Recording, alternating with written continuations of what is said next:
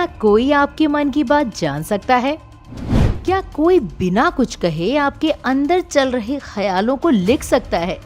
शायद नहीं, पर ऐसा अगर होता हुआ आपको दिखे तो आप भी कहेंगे कि क्या वाकई ऐसा पॉसिबल है? जी हाँ, ऐसा हो रहा है, और वो भी हमारे भारत में। तो आज हम आपको आरा इंफोटेनमेंट के जरिए उस बाबा की कहानी बताने वाले हैं जो इन दिनों सुर्खियों में है। यहाँ तक कि न्यूज चैनल वाले तो जब उनकी पोल खोलने गए तो बाबा ने खुद उन सभी की पोल खोल दी। कैमरामैन नदीम अंसारी, आपका नाम है, आपके बेटे का नाम नवीद है, पढ़ेगा खुश रहेगा।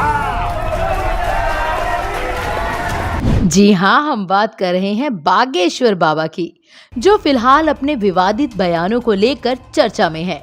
हाल ही में बाबा ने कहा कि जब सनातनियों के पास पूजा करने के लिए 33 कोटि देवी देवता हैं, तो चांद मियाँ को पूजने की क्या जरूरत।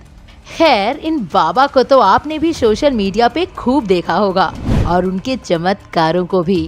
अब उन्हें पता ही नहीं कि हम बाबा हैं ही नहीं, हम तो ढाबा हैं। आपने बाबा के मुंह से बागेश्वर धाम का हर बार नाम सुना होगा, और आपके दिमाग में यह ख्याल भी आया होगा कि भला ये बागेश्वर धाम है क्या।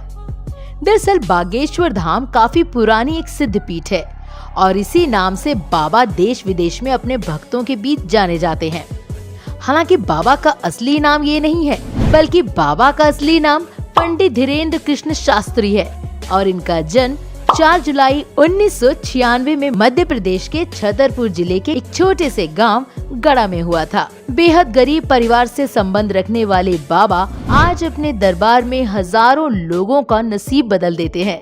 एक वक्त था कि जब बाबा उनके परिवार के पास एक वक्त का खाना भी नसीब नहीं होता था। बाबा ने इन तमाम बातों का खुलासा अपने दरबार में भक्तों के सामने किया। बाबा तो ये भी बता चुके हैं कि उनकी पढ़ने की बड़ी इच्छा थी, मगर उनके पिता के पास वृंदावन जाके कर्मकांड पढ़ाने के भी पैसे नहीं थे। पिता ने गांव वालों से 1000 रुपए मांगे कि बेटा वहां जाके पढ़ाई कर ले, लेकिन किसी ने उधार तक नहीं दिया।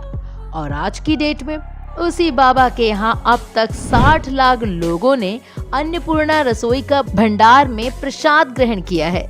धीरेन्द्र जी शास्त्री अपने दादा संत भगवान दास गर को अपना गुरु मानते हैं। आज बाबा के दरबार में नेता से लेकर फिल्मी हस्तियां हर कोई हाजिरी लगाता है, क्योंकि किसी को माया चाहिए तो किसी को सुकून। बाबा के भक्त बाबा को भगवान से भी ऊंचा मानते हैं, और ये भी सच है कि बाबा बिना कहे अपने भक्तों की परेशानी झट से समझ भी जाते हैं और उनका समाधान चुटकियों में कर देते हैं।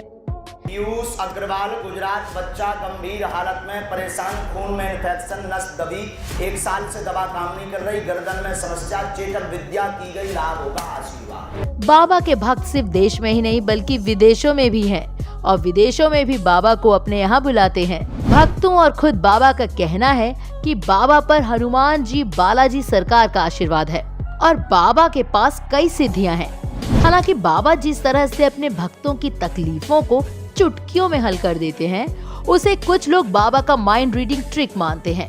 लेकिन ये बात भी सही है कि जितने जल्दी बाबा भक्तों की परेशानियां दूर करते हैं, उतने जल्दी तो माइंड रीडिंग की ट्रिक भी काम नहीं करती। खैर, अब बाबा पे वाकई हनुमान जी की विशेष कृपा है या कुछ और, ये तो हमें नहीं पता, मगर ये बात जरूर है कि बाबा और विवादों का एक पुराना नाता है। आइए आइए, बस बस बस, छूना नहीं है, मैं अछूत आदमी है, ना छू। हाल ही में बाबा ने ऐसा दावा किया था कि जिसे लेके बहुत बड़ी बहस छिड़ गई थी। बागेश्वर धाम सरकार के महाराज ने कहा कि उनकी बात एक बार रावण से फोन पे हुई। जी हाँ, रावण, जिसे भगवान श्री राम ने मारा था। एक बार हमारी रावण से बात हुई, बात फोन कॉल पर। चल झूठा है ना हैरान करने वाली बात। अब भला रावण बाबा से बात कैसे कर सकता है, और वो भी फोन पे? क्योंकि जहाँ तक आप और हम जानते हैं, उस वक्त तो फोन का आविष्कार तो बहुत दूर, नाम तक कोई नहीं जानता था। अब या तो हम नहीं समझ रहे, और या तो अब वाकई रावण भी बहुत स्मार्ट हो चुका है, क्योंकि अब उसके पास तो स्मार्टफोन भी आ चुका है। बाबा ने कहा कि उन्होंने रावण से पूछा कि माय डियर रावण कैसे हो, और दोनों की बातचीत बाबा की लोकल लैंग्वेज बुंदेली भाषा में हुई, और बहुत लंबी।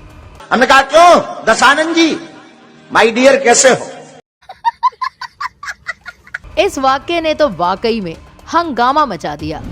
वैसे बाबा का इसके साथ एक दूसरा विवाद भी जुड़ा, जब मध्य प्रदेश के एक मंत्री नरोत्तम मिश्रा की तस्वीर मीडिया में लीक हो गई, जिसमें मंत्री जी कुछ बड़े पुलिस अधिकारियों के साथ जमीन पे बैठे थे और बागेश्वर धाम के महाराज सोफे पे बैठे थे। इस तस्वीर ने तो राजनीति को फौरन हवा दे दी। बाबा के एक बयान ने भी बहुत हल्ला मचाया था, जब बाबा ने ये कहा था कि जब सनातनियों के पास 33 कोटि देवी देवता हैं, तो चांद मियाँ को पूजने की क्या जरूरत। बाबा का ये बयान काफी वायरल हुआ था। बाबा पर तो खुद उनके परिवार वालों ने ही आरोप लगाया था कि बाबा अपनी गद्दी के अलावा किसी भी दूसरे भाई की गद्दी नहीं लगने देते, और अगर कोई कोशिश करता भी है तो उसे धमकी दिलवा देते हैं। यहाँ तक कि तो उनके परिवार वालों का ये भी कहना है कि बाबा के पास हनुमान जी की शक्तियाँ नहीं बल्कि आत्मा की शक्ति है, जिसके दम पे बाबा पलक झपकते ही अपने भक्तों की तकलीफ दूर कर देते हैं। हालांकि बाबा ने इन विवादों के बारे में मीडिया कॉन्क्लेव पर खुल के जवाब दिया था और परिवार वालों के आरोपों को गलत बताया। 10 भाइयों में गुरुदेव ने हमें पकड़ा, ये हमारा सौभाग्य है। और आत्मा वाले विवाद पे तो बाबा ने एक लॉजिकल आंसर दिया कि भूत प्रेत और हनुमान जी का तो पुराना बैर है। जहाँ हनुमान जी हो वहाँ भूत प्रेत और आत्माएं कैसे टिक सकती हैं, और वो खुद हनुमान जी के भक्त हैं, तो आत्मा वाले उन पे आरोप सरासर गलत है। आत्मा को कैद करने वाला व्यक्ति हनुमान जी की साधना नहीं कर सकता। या तो हनुमान जी नहीं है या आत्मा नहीं है। भक्तों के मन की बात पर्चे में लिखने और उसका समाधान बताने वाले जहां बाबा अपनी सिद्धियां बताते हैं, तो वहीं वैज्ञानिक तथ्यों के हिसाब से इसे अलग ही नजर से देखा जाता है। अब वाकई इन सब चीज के पीछे भगवान का आशीर्वाद है या फिर कोई और राज? आप अपनी राय हमें कमेंट करके जरूर बताइएगा। बाबा से जुड़ी ये वीडियो आपको कैसी लगी, ये भी अपने कमेंट के जरिए बता सकते हैं। वीडियो पसंद आई हो तो जल्दी से लाइक शेयर का बटन दबाने के साथ साथ चैनल के सब्सक्राइब का भी बटन दबा दीजिए और बगल में दिखने वाली घंटी के आइकन को भी दबा दीजिए। देश और दुनिया की मजेदार और रोचक और सबसे बड़ी बात की सही जानकारी जानने के लिए चैनल की सभी वीडियोस को देखें और अपना ख्याल रखें और देखते रहिए RR इंफोटेनमेंट।